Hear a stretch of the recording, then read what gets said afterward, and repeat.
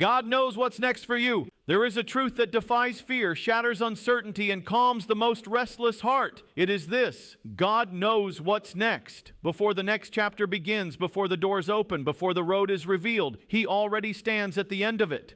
You may feel like you're walking through shadows, unsure of the next step, unsure of what tomorrow holds. But your tomorrow is not a mystery to Him. The author of time has already written every line. The path you will walk has already been seen, prepared, and anointed by the one who never guesses. He knows.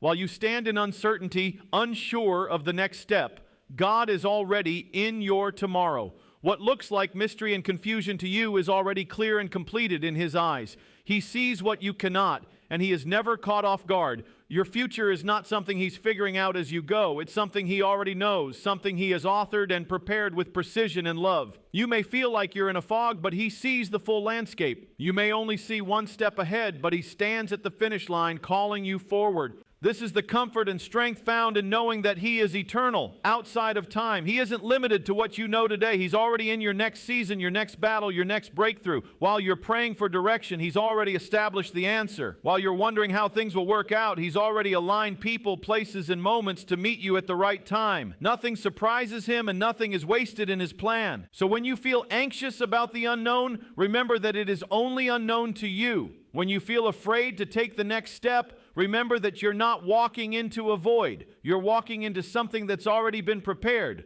What you see is the future He sees as finished. The next chapter of your life is not blank. It's been written with care and divine intention. Every page, every line, every detail is already held in His hands. This is why trust becomes your greatest weapon against fear. Not because you know every outcome, but because you know the one who does. Your peace doesn't come from understanding what's ahead. It comes from knowing that you don't have to. He knows. He sees. He leads. That's enough. You don't have to predict, control, or stress over what's next. You simply have to follow. Think of how many times in your life you didn't know what was coming, yet somehow you arrived at the right moment with the right people in the right place. That wasn't luck. That wasn't coincidence. That was orchestration. That was grace. And the same God who brought you through those moments is already in the ones to come. So walk forward with confidence. Don't let fear of the unknown hold you back. Don't wait until everything makes sense to take the next step. Move with the assurance that you're being led, not blindly, but by one who has already gone before you. The future is not something to fear. It is something to step into with faith, because He knows what's next for you, and what He has planned is far greater than what you could imagine on your own.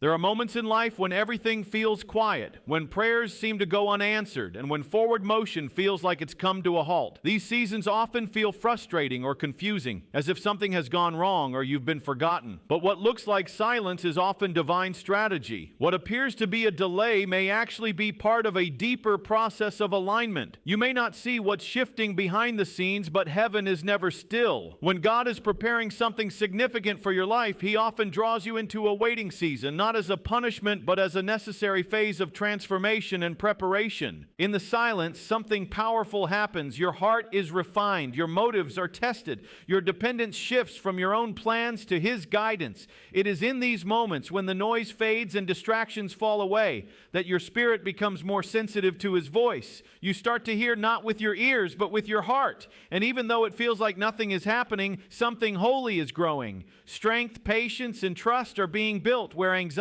and control once lived. Delays are not signs that God has changed His mind. On the contrary, they are often the clearest evidence that He is doing something deeper than you could see. He is not interested in rushed success or shallow outcomes. He is invested in lasting transformation. If you receive the answer too soon, you might not be ready to carry it. If the door opened too early, it might collapse under the weight of immaturity or unpreparedness. So instead of simply giving you what you want, He works to develop you into the person who can steward what you've prayed for. In the silence, you also learn surrender. You learn that you don't need constant affirmation to trust, that faith is often quiet and steady rather than loud and emotional. Waiting strips away the noise of human expectation and brings you face to face with the simplicity of trust. It teaches you to be still and know that even when nothing seems to move, the one who moves mountains is still in control. What feels like delay is often divine timing. There are things being aligned on your behalf: relationships, opportunities, provisions, and inner healing. The waiting room of heaven is not empty. It is full of purpose. And when the time is right, everything will come together in a way that makes sense of every delay, every silence, every moment you questioned if He was still listening.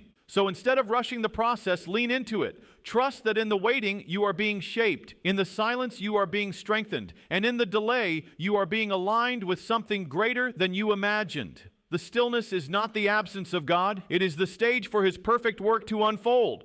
There are times when what you thought was a failure or rejection is actually a redirection. A door you prayed would open suddenly shuts. A relationship you thought was forever falls away. A plan you held close begins to unravel. In the moment, it feels painful. You might even question your faith, wondering if you missed something or were forgotten. But what if those closed doors are not setbacks, but acts of divine mercy? What if they are heaven's way of saying, not this way, not this time, I have something better? When God closes a door, it's not because He's cruel or indifferent. It's because He sees what you don't. He sees where that road leads. He sees the weight you would have carried. He knows the kind of person you would have become if He allowed you to keep going in that direction. Often we are focused on what we think is best based on our limited perspective, but He is focused on what is truly best for us from a view we can't yet see. There are some doors you prayed for that would have cost you more than you realized. Some opportunities would have pulled you away from your purpose, even if they looked good on the surface. Some people you wanted to keep were never meant to go with you into the next chapter. It's hard to let go of what we've grown used to, but clinging to something that God is removing only delays the blessing He's trying to give.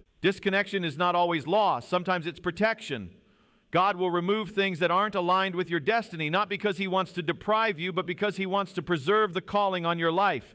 He's not subtracting, He's making space. When He prunes, it's not to punish, it's to prepare. It may feel like something has been taken from you, but in reality, He is clearing the path for something that will carry more purpose, more peace, and more fruit. Often we don't realize what He saved us from until much later. It's only when we look back that we see how that no became a gift, how that closed door became a blessing in disguise. What you thought you lost may have actually saved you. That disappointment might be the reason you were available when the right door opened. That detour may have been the safest way forward. So when something or someone leaves your life unexpectedly, don't panic. Don't run after what's falling away. Instead, trust that the same hand that opens doors also lovingly closes them. And every time He does, it's with greater purpose than you know. Let go with faith. Release what's not meant to stay and make room. Because sometimes what feels like rejection is really God's protection and a sign that something better is already on the way. There are seasons when everything around you seems uncertain, shifting, or out of control. Yet inside your heart, there is a peace that cannot be explained. It is not because all the problems have been solved or because you finally understand every step of the journey. That peace comes from somewhere deeper, from knowing that you don't have to have it all figured out because the one who does is guiding your path. This peace is not the absence of storms. It is the calm in the middle of them. It is the quiet confidence that even if you cannot see what's coming, you are being held by someone who already does. This kind of inner stillness doesn't always arrive when things go your way. In fact, it often comes in the most chaotic moments, when plans fall through, when people walk away, when everything you thought was secure begins to shake.